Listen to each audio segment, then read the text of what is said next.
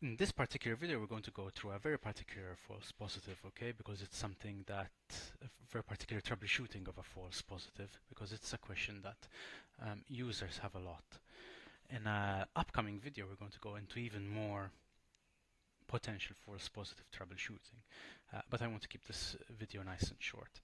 And basically, troubleshooting is, or false positive is, listen, where do we get the product or version from?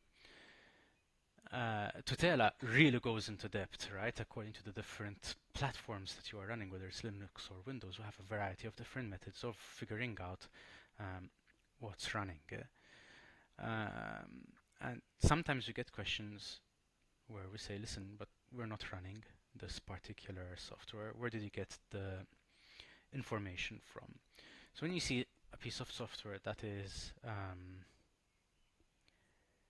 unfamiliar, let's say, first thing you need to do is figure out what kind of OS this is running from. Let's say it's DVS, XPS, right? And you want to figure out a particular product that was running there. We could obviously go under assets and services. It was a host-based scan, so it's a host asset, and I can see it's Microsoft Windows 11. So with Windows, the easiest thing to do is to open a Start menu, which is running on my other screen, so I can't show you. However, you just type in add or remove programs, and you're going to get, at least in Windows 11, installed apps. And over here, you're going to see very similar information to what is displayed in kind of in the CVE tab, in the software tab.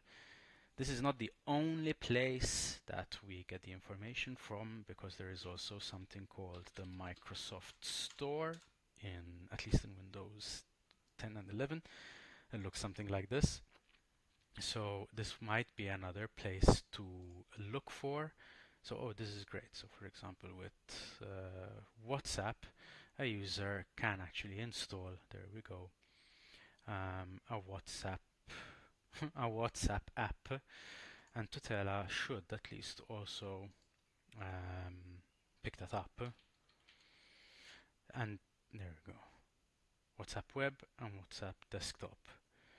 And in that particular case, WhatsApp web is another good example. It's not exactly in the registry because it's a web app.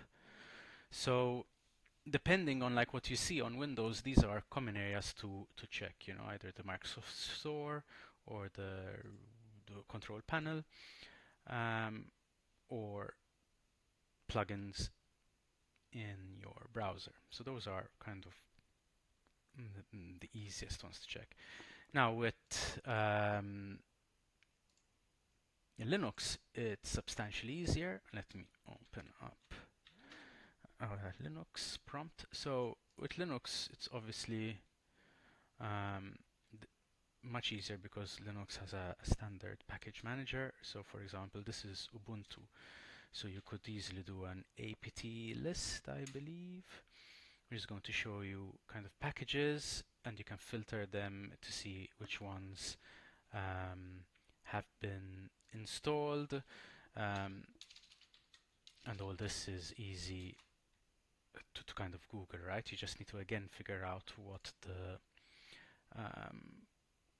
operating system is and list installed packages. So if I am looking for something in particular, I don't know, open, let's see, SSH, there we go.